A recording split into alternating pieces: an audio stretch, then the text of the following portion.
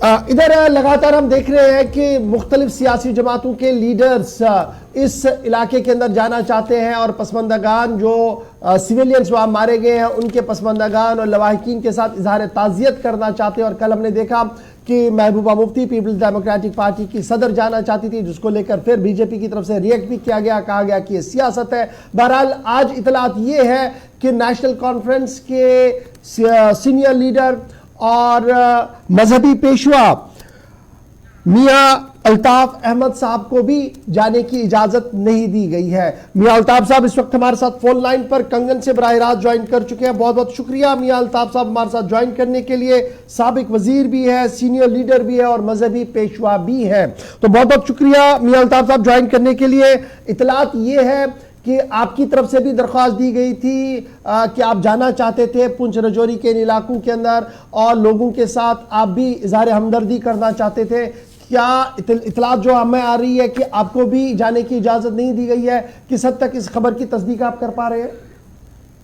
بالکل، میں نے کل جو انتظامیہ کے ذمہ دار افسر ہیں ان سے اجازت مانگی تھی وہاں پہ جانے کے لیے.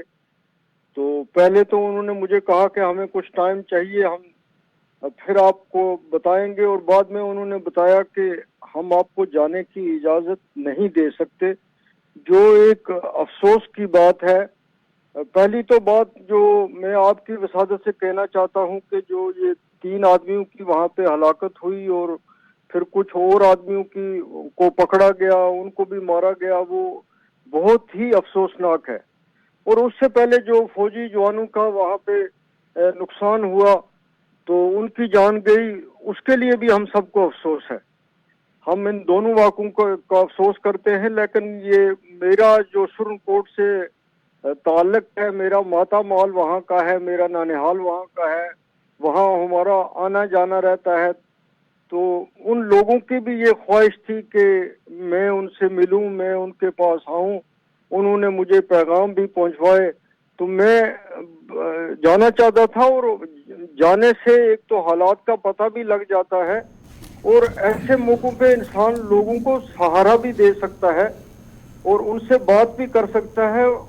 کئی ایسی باتیں ہوتی ہیں جو وہ ایڈمنسٹریشن سے ڈرتے ہیں، نہیں بتاتے ہیں، لیکن ہمیں کہیں گے وہ کہ واقعات کیسے ہوئے یا اس وقت ان کی کیا حالت ہے، کس پریشانی میں ہے. مگر بدقسمتی کی بات ہے کہ مجھے اجازت نہیں دی گئی.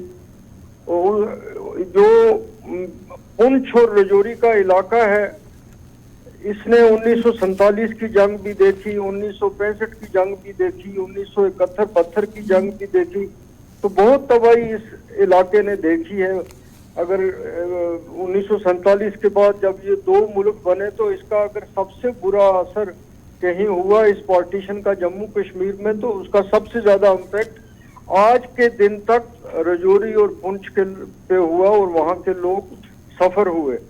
میاں الطاف صاحب، جیسے کل بھی ہم یہ خبر کر رہے تھے کہ لیڈروں کو جانے کی اجازت نہیں دی جا رہی ہے، آپ لیڈر بھی ہے، مذہبی پیشوا بھی ہے، لیکن یہ الزام لگایا جا رہا ہے کہ جناب یہ ایک سیاست کی جا رہی ہے، جو وہاں پر اموات ہوئی ہیں ان پر سیاست ہو رہی ہے، حالات کو بگاڑنے کی کئی بار کوششیں بھی کی گئی ہے اس بہانے. سیاسی لیڈروں کا یہ بیان ہے، چاہے وہ بی جے پی کی طرف سے کچھ سخت بیانات آئے ہوئے یا دیگر کچھ تجزیہ نگار بھی اس طریقے کا مان رہے ہیں کہ یہ ایک پریکاشنری میجر ہے.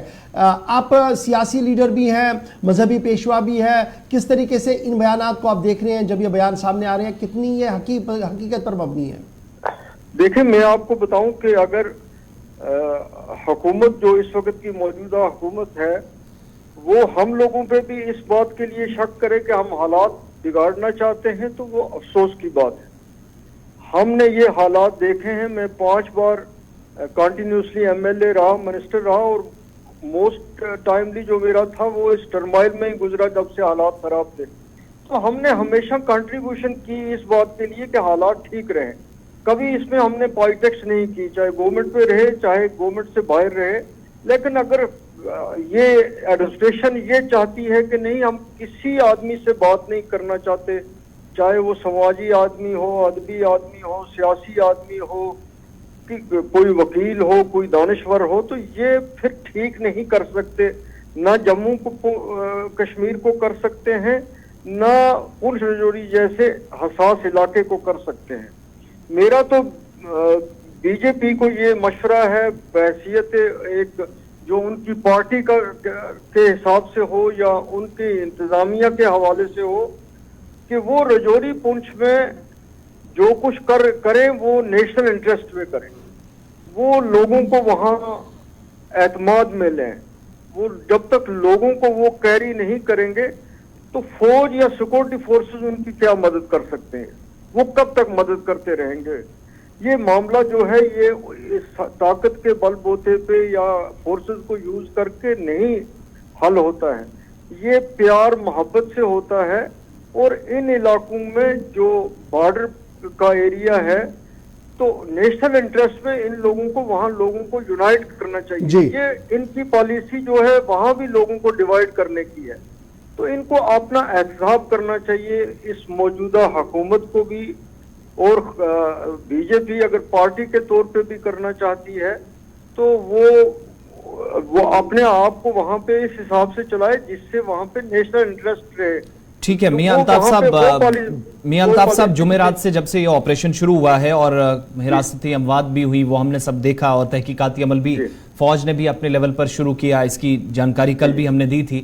لیکن خبر یہ بھی تھی کہ آس پاس کچھ اور لوگوں سے پوچھ تاچھ کے دوران منیال گلی یا اس پورے خطے سے کچھ اور لوگوں کو بھی حراست میں لیا گیا. کل محبوبہ مفتی صاحبہ اسی پروگرام میں ان کا بھی ذکر کر رہی تھی.